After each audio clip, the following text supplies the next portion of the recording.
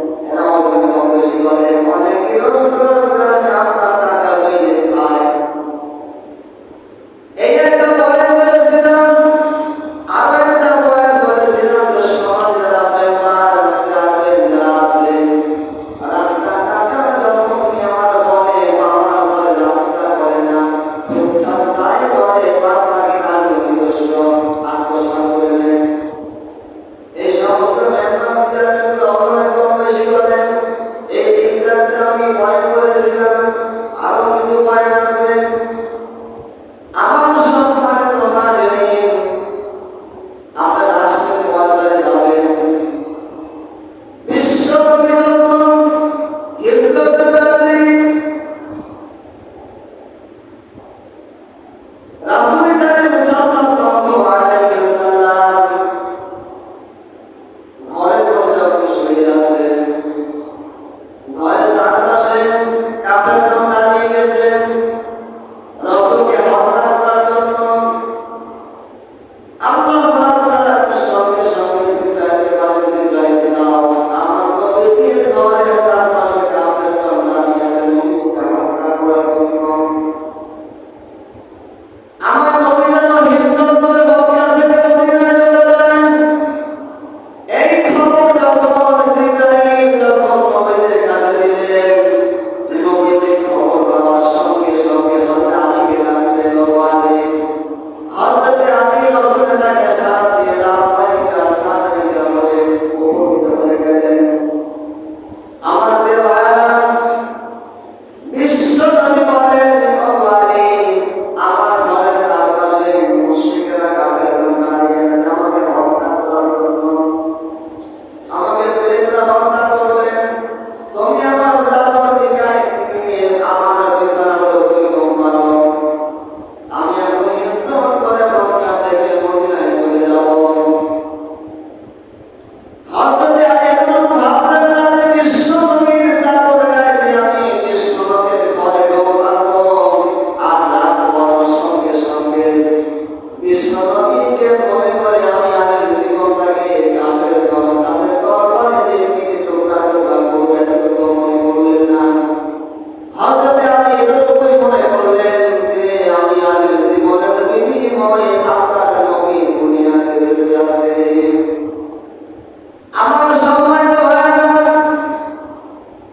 আলীকে যখন ঘুম পাড়িয়ে যখন বিশ্বনবী যখন বাইরে বের হবেন, এক মুষ্টি বালু নিলেন, এক মুষ্টি বালু নেওয়ার পর যখন নিক্ষেপ করলেন, বালুগুলো সমস্ত কাফেরদের চোখে চোখে পৌঁছে গেল। বলেন সুবহানাল্লাহ।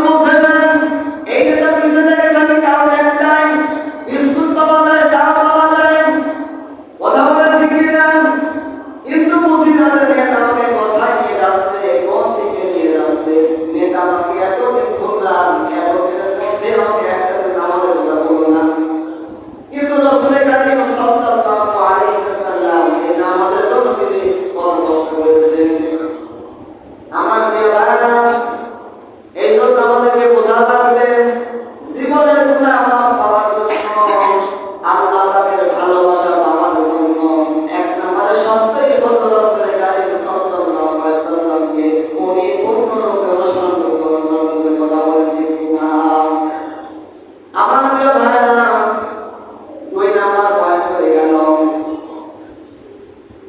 ওজনে কম দেওয়া সম্পর্কে আমরা কি জানি? শিক্ষা প্রতিষ্ঠানে ওজনে কেমন করে কম দেওয়া হয়, মাকে কেমন করে কম বেশি করা হয়। এবার আমরা শিক্ষা প্রতিষ্ঠানে যাব, কান খাড়া করে শোনো সবাই। শিক্ষা প্রতিষ্ঠানে কেমন করে ওজনে কম দেওয়া হয় ভালো করে শুনে। আমি একজন কলেজের ছাত্র, মাদ্রাসার ছাত্র, যখন ক্লাস করতে লাগে অনেক প্রভাষক স্যার এসে কিন্তু বক্তৃতা দেয়, লেকচার দেয়। মাদ্রাসা বলেন, কলেজ বলেন, হাই স্কুল আর প্রাইমারি যাই বলেন না কেন, আর ইউনিভার্সিটি বলেন, শিক্ষক কিন্তু অনেকগুলো ছাত্র ছাত্রী যখন লেকচার দেয় তার টাইম থাকে। একজন শিক্ষক যখন লেকচার দেয় তার টাইম থাকে, টাইমটা হলো 40 মিনিট, 45 মিনিট, এরকম টাইম থাকে। এই টাইমের মধ্যে ওই শিক্ষক ওই সিলেবাস শেষ করে দেয়।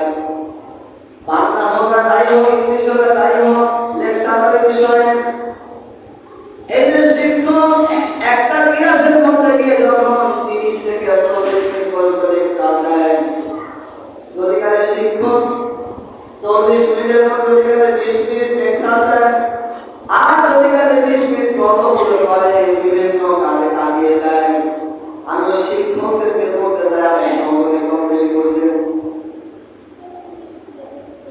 কথা মনে বোঝেনি নাকি? একজন শিক্ষক যখন ক্লাস নেয়, এই ক্লাসে কিন্তু 40 মিনিট টাইম থাকে। অনেক শিক্ষক দেখতে ক্লাসের টাইম নিয়ে ঢোকার পরে কি করেন, 20 মিনিট ক্লাস নেয়, ছাত্রকে বোঝায়, আর 20 মিনিট আউট গল্প করে আশেপাশে দুনিয়ার কথা বলে ছেড়ে দেয়। তো শিক্ষক কিন্তু 20 মিনিট ওজনে কম বেশি করবে। আমার প্রিয় ভাইরা, আল্লাহ ভগবানকে সম্পর্কে এজন্যই বলেন ওয়াইলুল লিল মুতাফফিফিন, তোমরা ওজনে কম বেশি করো না।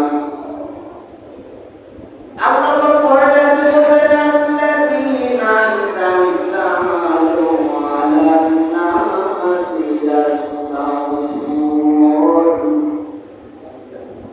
নিজে যখন অপরের কাছ থেকে যখন মেপে নেন তখন ঠিক ঠিক আদায় করে নেন, আবার যখন অপরকে যখন মেপে দেয় তখন মাপে ওজনে কম যায়। আমি আয়াতের একটা কথা আপনাদেরকে বোঝাতে চাচ্ছি যে আল্লাহ পাক বললেন আল্লাযীনা ইযা তাআলু আলান নাসি ইস্তাগফিরুন, অপরের কাছ থেকে যখন মেপে দেয় ঠিক ঠিক আদায় করে নেন। এই যে শিক্ষক যখন ক্লাস নিল 20 মিনিট যখন কম সময় দিয়ে যখন আশেপাশে কথাবার্তা বলে ছেড়ে দিল আর 20 মিনিট লেকচার দিল, ওই 20টা মিনিট কিন্তু সে ওজনে কম বেশি করলো। অথচ শিক্ষক যদি আপনি বলেন যে স্যার আপনার বেতন হলো 20,000 টাকা, আপনি যেহেতু ক্লাসে ওজনে কম বেশি করেছেন, আপনার কাছে 20,000 টাকা থেকে আছে কিছু কম দেওয়া হবে। ওই স্যার কিন্তু গ্রহণ করবে না, স্যার কিন্তু তার বেতন ঠিক ঠিক আদায় করে দেবেন। কথা বলেন ঠিক কিনা? স্যার কিন্তু শিক্ষক কিন্তু তার বেতন ঠিক ঠিক আদায় করে নিচ্ছে, কিন্তু ক্লাসে যাওয়ার পরে সংক্ষিপ্ত সময় তারা লেকচার দেয় আর বাদ বাকি সময়টুকু তারা আদিবাদী গল্প দিয়ে শেষ করে দেয়, লেখাপড়া করে না। এই শিক্ষক কিন্তু ওজনে কম বেশি করছেন। যে শিক্ষক কিন্তু আমার মাথার কাজ, আমাদের ছাত্র।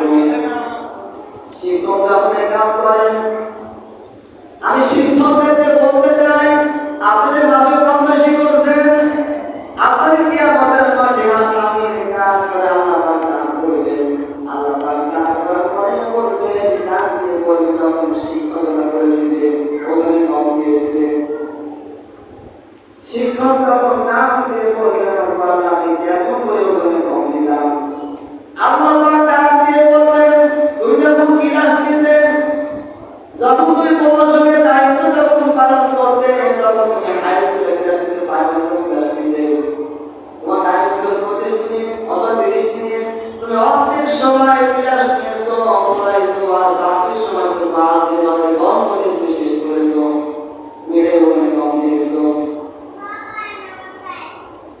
শিক্ষক তখন কি করবেন? কোনো উপায় থাকবে না।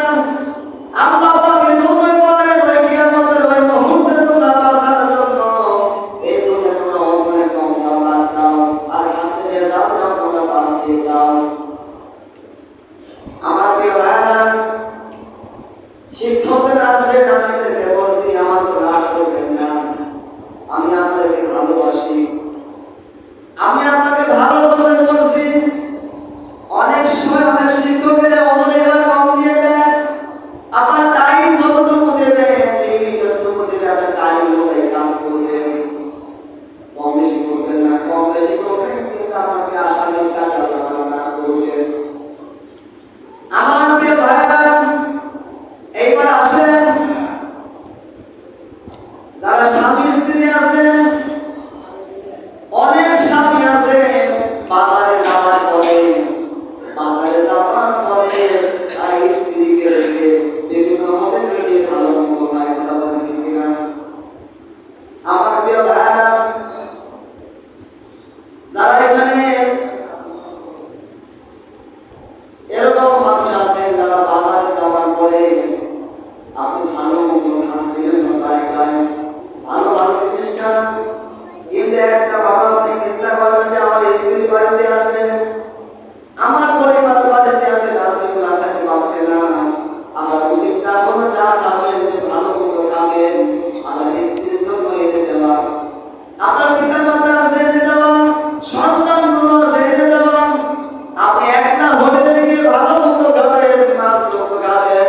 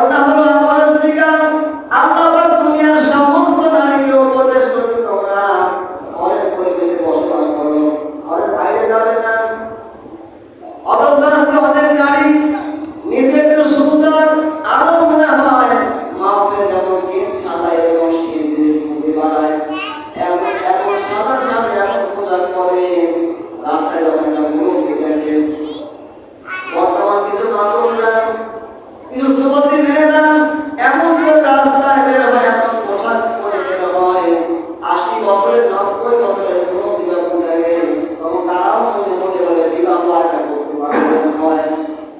আমার সময় তো ভাইরা, আমার সময় তো মায়েরাও বলে না, এজন্য সতর্ক থাকা লাগবে। আপনি যে আপনার জীবনটাকে এইরকম করে সাজিয়েছেন, আপনার জন্য কত যুবকের জীবন নষ্ট হয়ে যাচ্ছে। আপনি পর্দা করবেন, ঠিক মতো পর্দা করবেন।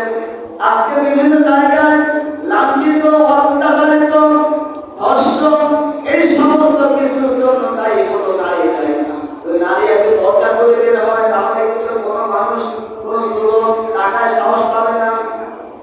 কিন্তু এমন করে বের হয় অনেক আকাঙ্ক্ষা যুবকের টাকায়, টাকার পরে কিন্তু তার আকর্ষণ হয়ে যায়। আমার প্রিয় ভাইরা, এই জন্য সতর্ক থাকা লাগবে। যারা গার্জেন আপনারা আছেন, আমার দায়িত্ব আছে যে আপনার মেয়ে পর্দায় হীনভাবে রাস্তায় বেরোচ্ছে, আপনি কেন নিষেধ করছেন না?